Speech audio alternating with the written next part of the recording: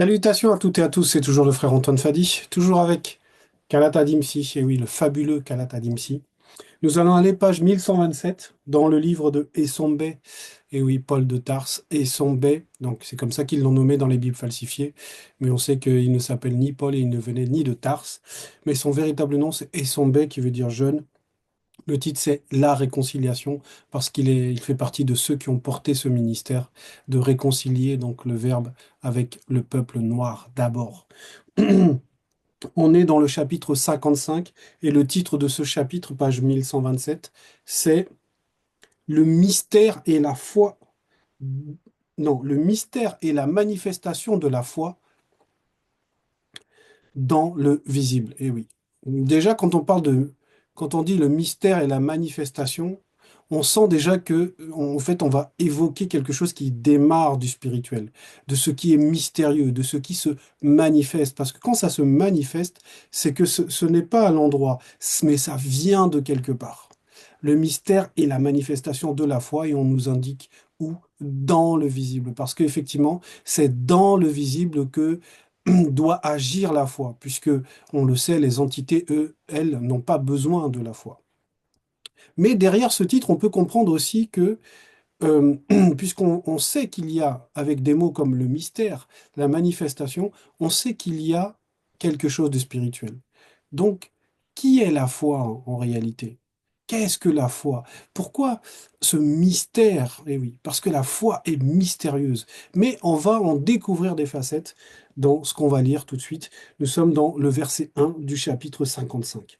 Mettre sa foi en loba, virgule, c'est être sûr de ce que l'on espère, entre parenthèses, sous la tutelle de l'entité de l'espérance avec un E majuscule, virgule, c'est un moyen d'être convaincu des réalités non visibles avec des majuscules, qu'on ne voit, entre parenthèses, pénètre pas, point. Donc, c'est une des premières facettes que l'on peut connaître de la foi, c'est que la foi correspond à la vision. La foi, c'est une vision, en fait. Et cette vision permet quoi? En fait, elle nous garantit une récompense. Elle nous garantit que le fait d'agir de telle manière va produire quelque chose, va apporter quelque chose. Et on nous donne cette précision qui est fondamentale, c'est pas n'importe quelle foi. On nous explique en gros c'est quoi réellement la foi. La foi en l'oba, mettre sa foi en l'oba. Oui, parce que on la met quelque part. Cette espérance, on la dépose quelque part, on la relie à quelque chose. Et on nous dit ici, mettre sa foi en l'oba. C'est être sûr. D'abord, il y a cette assurance, cette sûreté. Et ensuite, on nous dit aussi, c'est un moyen d'être convaincu. Convaincu. Donc, en gros, quand on a la conviction, quand on est convaincu, c'est qu'il n'y a pas d'autre chose possible. C'est ce chemin-là qu'il faut choisir. C'est ce chemin-là dans lequel on va vouloir œuvrer, qu'on va vouloir avancer. Donc, c'est une garantie. Donc, la première des notions, c'est que la foi va représenter une vision. Parce que quand on voit la chose, on doute plus de la chose. Puisque le doute, c'est le contraire de la foi, en fait. Donc, quand on met sa foi dans le verbe de loba, ce qui doit naître de cette foi, c'est une espérance. C'est pour ça qu'on nous parle on nous dit entre parenthèses, sous la tutelle de l'entité de l'espérance. On a ce bel exemple que le Mouledi nous a révélé récemment par rapport sur le chemin d'Emmaüs, en fait, sur les deux disciples, Motele et Senganepem, les deux disciples qui marchaient et que Kudumane Moula, le véritable Christ, a rejoint. Et ils ont eu cette discussion. Et on sentait justement dans cette discussion que ces deux disciples-là avaient, comme on dit dans le monde, hein, perdu la foi. Cette fois, ils avaient espéré donc en Kudumane Moula, mais la circonstance de sa mort physique a ébranlé leur foi parce que leur foi n'était pas affermie. Mais pourtant, ils croyaient, c'était des disciples, c'était des personnes qui suivaient Kudumane Moula. Et quand Kudumane Moula parlait, ils croyaient. Mais maintenant, la foi, croire, c'est une chose, mais la foi doit se solidifier. C'est pour ça que on nous parle d'être sûr. Et oui, parce que ici, le fait d'être sûr, le fait d'être convaincu, c'est la solidification de la foi, c'est la rendre solide. Et c'est en ça que c'est une garantie. Mais la circonstance était tellement importante, la circonstance était tellement grave qu'elle a ébranlé leur foi. Parce que leur foi n'était déjà pas affermie, mais on va découvrir au fur et à mesure comment on peut affermir notre foi. Mais ce qui est sûr, c'est que la foi, elle peut être déstabilisée par des circonstances, par des paroles, mais aussi par nous-mêmes, par une attitude volontaire qui éloigne on va dire, ce que la foi doit produire, en fait. Donc, dans ce premier verset, on va dire, ce qui doit ressortir, c'est que la foi, c'est la vision. C'est avoir une vision claire, une vision nette. C'est ça, c'est en ça qu'elle est sûre, qu'on est convaincu que cette foi, elle est solide. C'est parce qu'elle apporte une forme de vision. Dans le verset 2, il est dit, c'est à cause de leur foi que les ancêtres, avec un A majuscule, pas les ancêtres que les gens prient là, que les gens disent, ah ben oui, mon oncle, ma tante, mon arrière-tante, mon grand-père m'est apparu dans les rêves. On ne parle pas de ces ancêtres-là. On parle des ancêtres avec un A majuscule, c'est-à-dire ceux qui avaient la foi en Loba, ceux qui étaient des initiés. Donc, les ancêtres initiés ont obtenu un bon témoignage. Donc là, c'est encore une autre facette de ce qu'est la foi et de ce que la foi apporte. La foi, elle apporte, en gros, c'est comme une note, en fait, une note d'excellence. Parce que ce bon témoignage va représenter qu'ils avaient une foi ferme et cette foi a produit du fruit. Et c'est en ça que la foi peut représenter une note d'excellence, peut représenter un agrément, peut représenter aussi la réussite. Parce que lorsqu'on a ce bon témoignage, ça veut dire que la récompense va venir en fait. Donc, c'est on va dire une deuxième facette. La première, c'était que la foi, c'est la vision, mais là, la foi, c'est une forme de récompense. C'est ce qui, non, c'est pas une forme de récompense, mais c'est une forme d'excellence. C'est une forme d'agrément. C'est ce qui permet, en fait, c'est même ce qui fait un peu la différence entre les patriarches et les matriarches. La manière dont ils ont marché, c'est en fonction de la foi. La manière dont ils ont marqué leur époque, c'est en fonction de la foi. Verset 3 nous dit, grâce à la foi qui est alimentée par le verbe de loba, virgule, nous comprenons que les réalités visibles avec des majuscules et invisibles avec majuscules ont été agencées par la manifestation de la volonté de loba, virgule, que les choses visibles proviennent des réalités invisibles. Point. Donc la foi donne le discernement, puisqu'on nous dit en début, grâce à la foi qui est alimentée par le verbe de Loba. Donc la foi qui est alimentée par la vérité, on comprend que tout ce qui existe n'est pas dû au hasard. Il n'y a pas de hasard, il n'y a pas le Big Bang, que au début c'est le néant et après, boum, ça apparaît. C'est pas du tout ça. Derrière chaque chose, s'il y a une chose, comme on va dire un effet, c'est qu'il y a une cause. Et on le comprend ça quand on a la foi véritable, c'est-à-dire la foi qui est alimentée par le verbe de Loba. Donc cette foi qui est alimentée par le verbe de Loba, peut représenter aussi ce qu'on appelle, on va dire, dans l'obscurité. Parce que, comme on nous le décrit là, on nous explique que les réalités visibles, en fait, proviennent des réalités invisibles. En gros, c'est de là, de l'obscurité que naît la lumière. Et la lumière va représenter les œuvres, l'obscurité va représenter la foi, en fait. Et on le sait, la foi et les œuvres vont de pair. On ne peut voir la foi que par les œuvres, en fait comme Munaganda avait expliqué, c'est-à-dire celui qu'ils appellent Jacques dans les Bibles falsifiées. Donc, la foi amène le discernement. On a vu que la foi, c'est la vision. On a vu que la foi, c'est une note d'excellence, c'est un agrément, c'est ce qui permet l'approbation. Et là, la foi apporte même le discernement. Comprendre le mécanisme vibratoire de la création passe par la foi. Verset 4. Or, sans la foi, qui est alimenté par le verbe de Loba, virgule, il est impossible de lui être agréable. Là, c'est très fort. Parce que là, on nous explique que si on n'a pas la foi, si on n'a pas cet ingrédient principal, en fait, on ne peut pas être agréable à Loba, on ne peut pas être approuvé par les entités, c'est pas possible, c'est impossible.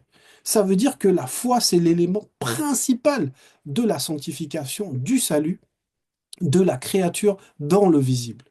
Ça veut dire que peu importe les actes que tu vas poser, si ta foi n'est pas alimentée par le verbe de Loba, si ta foi n'est pas dans la vérité, tout ce que tu auras beau faire ne t'empêchera pas de passer au jugement.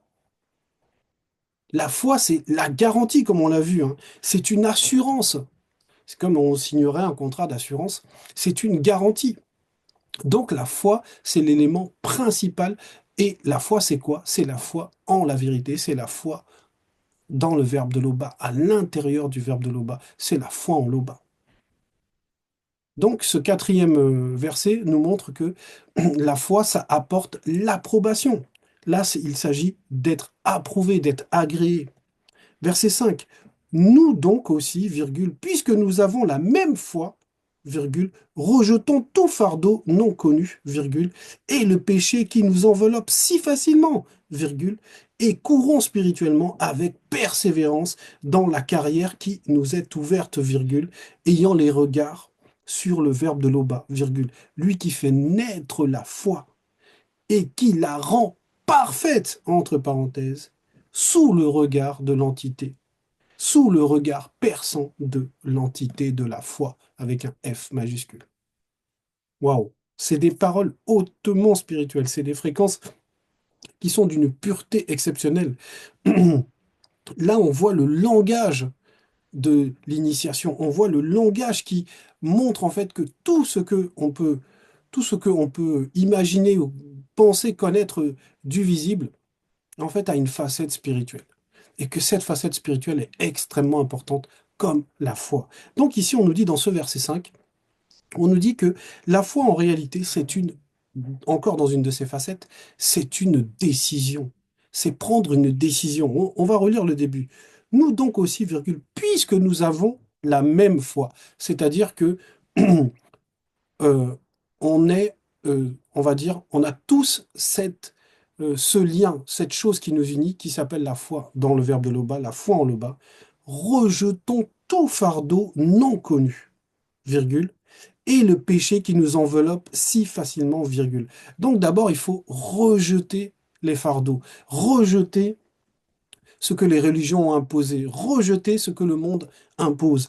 Et on nous dit ensuite, et le péché qui nous enveloppe si facilement. Et oui, on doit rejeter, on doit avoir un geste par rapport au péché, c'est-à-dire le refuser. On doit le mettre hors, l'éloigner, euh, pour que, on va dire, la place qu'il avait, c'est la foi maintenant.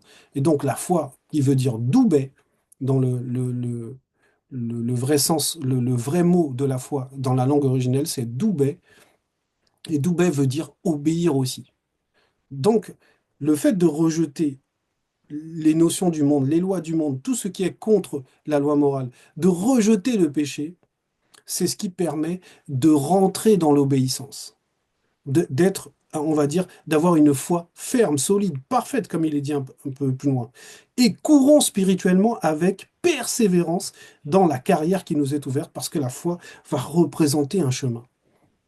Donc la carrière qui nous est ouverte, ça veut dire c'est une opportunité. Comme là, nous sommes dans l'époque du deuxième de toute la création, le deuxième né.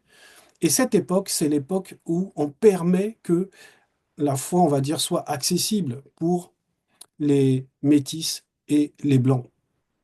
Et ça, c'est une carrière qui est ouverte, en fait, comme il est dit là, dans la carrière qui nous est ouverte. Donc, il y a une opportunité, il y a un genre de raccourci. Il y a la possibilité aujourd'hui de pouvoir être sauvé, c'est-à-dire sans passer au jugement, de marcher dans la sanctification, de marcher dans la pureté, de racheter le temps, de mener le bon combat. Ayant les regards sur le verbe de l'Oba, et oui, pas sur autre chose, pas sur nous-mêmes, pas, quand on dit le regard sur le verbe de l'Oba, ça veut dire de la considération. Ça veut dire que le verbe de l'Oba prime, le verbe de l'Oba devient notre centre d'intérêt, le verbe de l'Oba focalise notre intérêt. Lui qui fait lui avec le L majuscule, hein, qui fait naître la foi et qui la rend parfaite, dont on nous explique, on nous donne la révélation, qu'il y a donc derrière la foi, il y a l'entité de la foi, mais c'est le Verbe qui fait naître la foi. Voilà, lui qui fait naître la foi et qui la rend parfaite. Eh oui, parfaite, ça veut dire accomplie, ça veut dire solide, ça veut dire qui a produit du fruit, entre parenthèses, sous le regard perçant de l'entité de la foi. Parce que derrière chaque chose, il y a un esprit. Verset 6. En combattant encore contre le péché, virgule, cela montre que vous n'avez pas encore dominé votre âme, entre parenthèses, corps de désir et émotionnel, et votre corps, point. Donc là, il nous montre en fait qu'est-ce qui peut bloquer notre relation avec la foi. C'est que la foi n'est pas répandue dans nos trois êtres. Ça veut dire que l'âme et le corps peuvent ne pas mettre leur foi dans tous les enseignements. Eh oui, on peut, on va dire, on, on entend, on peut dire qu'on a la foi, mais quand il s'agit de pratiquer, c'est là qu'on voit réellement si on a la foi ou pas. Et parfois, on ne met pas notre foi dans tout, on va dire, par exemple, la conscience de l'âme, la conscience du corps peuvent refuser, par exemple, que telle loi est bonne, parce que toutes les lois sont bonnes. Mais quand les lois nous contraignent, quand on est attaché à quelque chose, quand on a mis sa foi justement dans autre chose que le verbe, quand il s'agit là de céder, comme on a vu, mettre les regards, ça veut dire considérer le verbe, ça veut dire laisser le verbe nous guider et pas notre propre nature. Là maintenant, c'est là qu'il y a ce combat à l'intérieur de nous. Et tant qu'il y a ce combat, en réalité, on mène pas le combat réel de la foi. Parce qu'on va découvrir le combat de la foi.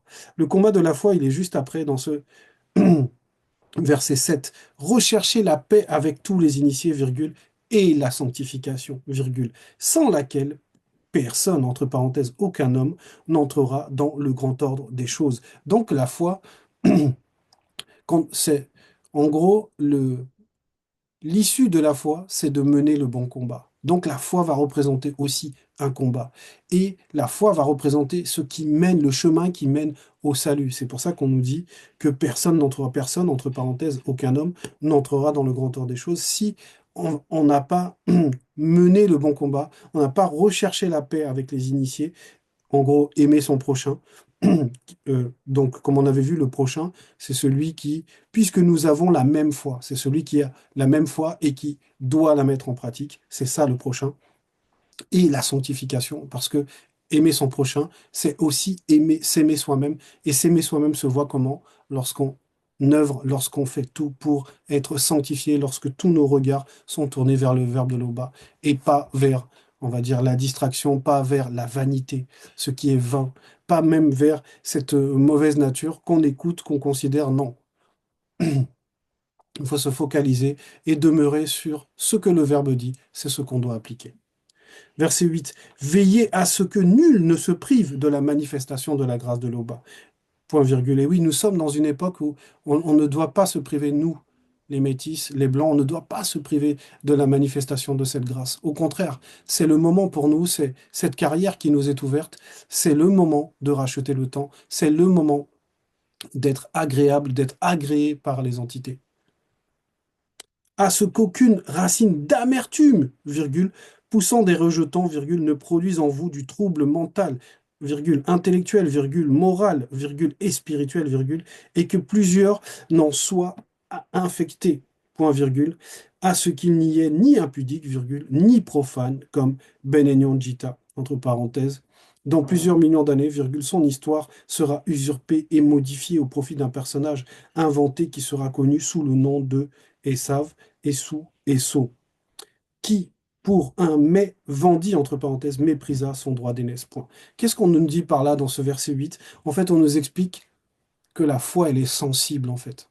Qu'il y a des choses qui peuvent déranger la foi, qui peuvent étouffer la foi, un peu comme cette semence qu'on met dans la terre, et s'il y a trop d'épines, s'il y a trop de pierres, ça va empêcher la semence de produire du fruit. La foi, c'est la même chose. Et là, l'exemple qui est donné, c'est celui de Benignan Gita, qui est SO, et en gros, euh, ce que représente ce verset 8, c'est que la foi, euh, elle a besoin de quelque chose. Elle a besoin de stabilité. C'est pour ça que on nous dit qu'il faut veiller à ce qu'il n'y ait pas de racines d'amertume, etc. Parce que la foi, c'est le fait de demeurer dans ce qu'on a reçu. C'est ça réellement la foi. La foi, c'est cette capacité à demeurer dans ce qu'on a reçu. Un instant.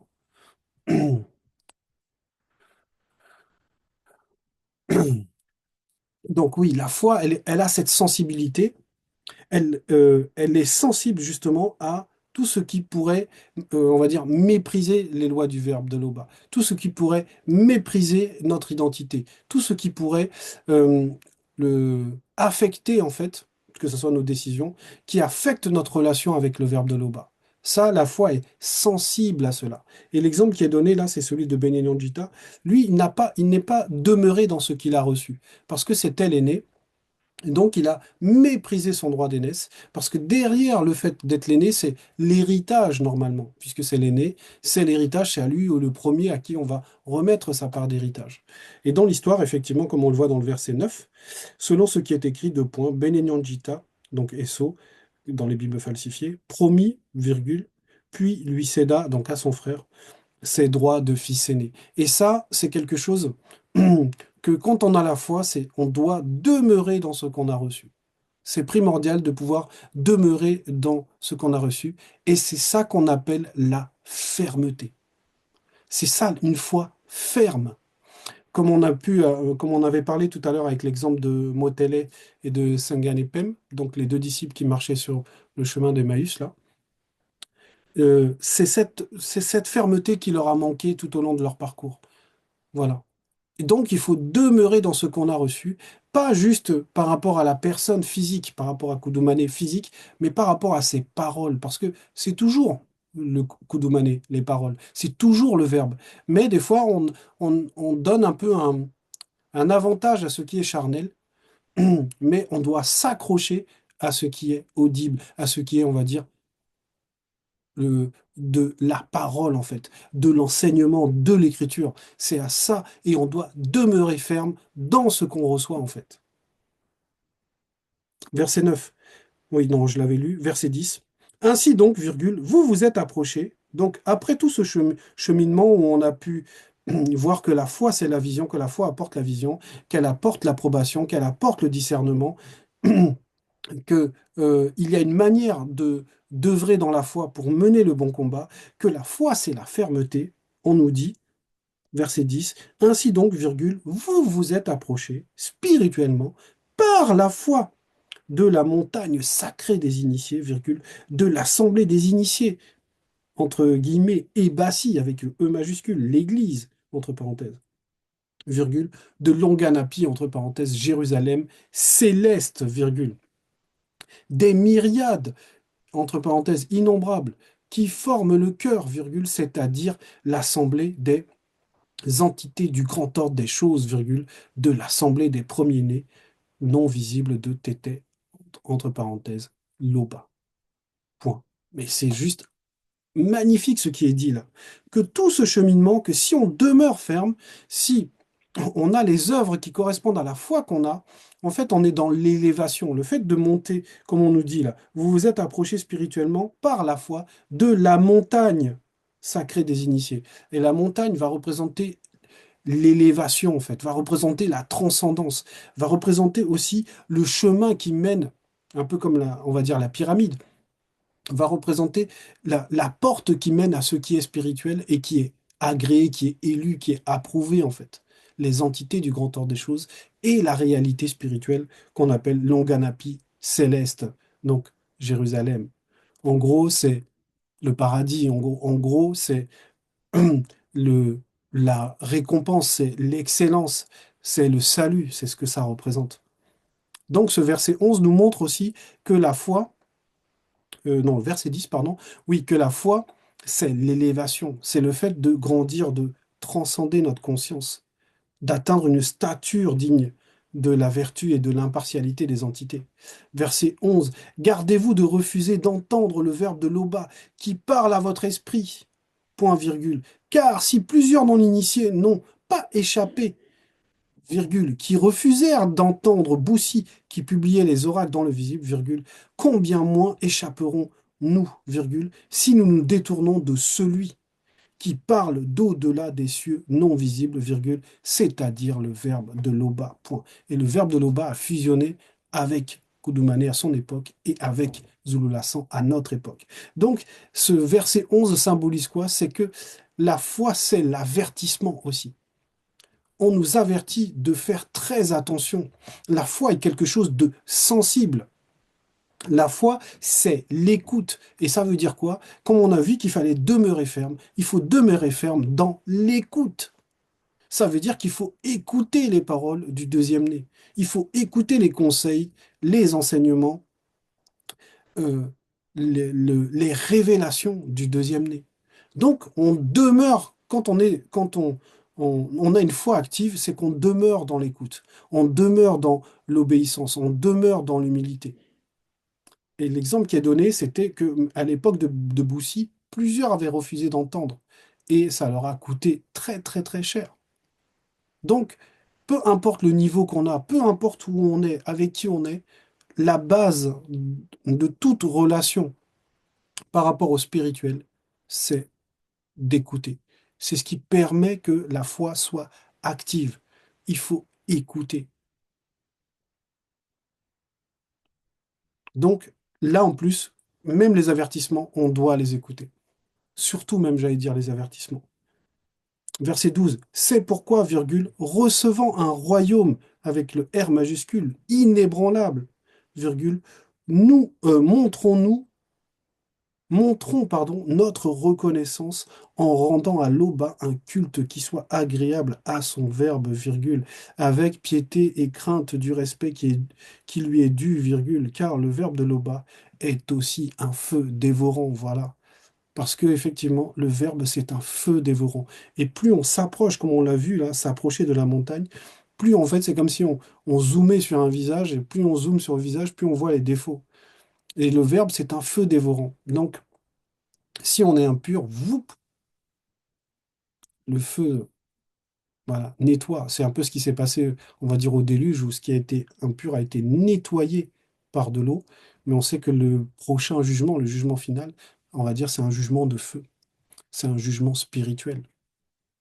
C'est pour ça qu'on nous prévient, on nous dit que le verbe, attention, le verbe, c'est un feu dévorant. Donc, il faut faire attention à la manière dont on marche, à la foi qu'on a. Il faut demeurer dans la crainte du respect qui est dû, dans l'obéissance, dans la soumission, dans l'écoute. C'est en ça qu'on voit véritablement la foi. La foi se voit parce qu'il y a cette soumission, parce qu'il y a cette humilité. Il n'y a pas le front dur, il n'y a pas le fait de vouloir s'opposer au verbe, de vouloir écouter nos propres directives, nos propres pensées, nos propres désirs. Voilà, c'est l'obéissance. Et ça, c'est depuis le départ, c'est l'obéissance. L'obéissance parce qu'on croit que obéir, c'est bon. On sait que ce que le Verbe manifeste en tant que loi, c'est pour le bien. Voilà, on sait. C'est pour ça qu'on nous a demandé de comprendre que derrière la réalité visible, il y a, il y a ces notions-là. Derrière la nature, derrière les couleurs, derrière les paysages, c'est bon en fait. Voilà. Et tout ça, ce sont toujours des lois. Donc voilà, c'était l'exhortation. Comme vous le savez, et on ne se lassera pas de le dire, l'Oba est toujours glorifié.